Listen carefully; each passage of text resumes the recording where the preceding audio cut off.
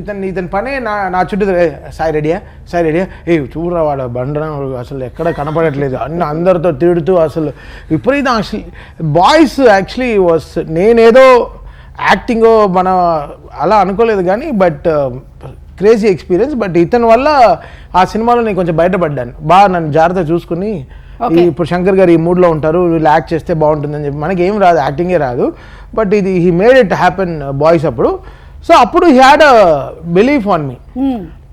Boys నాకేంటంటే at age of 25 I want become composer. Decide చేశాను ఏదో ఏ సినిమా అయినా 25th ఇయర్లో we have to compose. So కరెక్ట్గా నా మేనిఫెస్టేషన్ రైట్ అయింది. ఇతను కరెక్ట్గా నా 25th ఇయర్లో కరెక్ట్గా వచ్చి ఈరం సినిమా ఇచ్చాడు. ప్రాబ్లం ఏమైందంటే శంకర్ గారు ఏంట్రా నువ్వు ఇంత పెద్ద సినిమా చేసి అసలు అన్ని సినిమాలు reject చేస్తున్నావంట.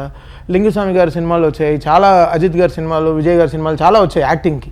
But 7G rainbow colony దాంట్లో కూడా నేను యాక్ట్ చేయాల్సింది.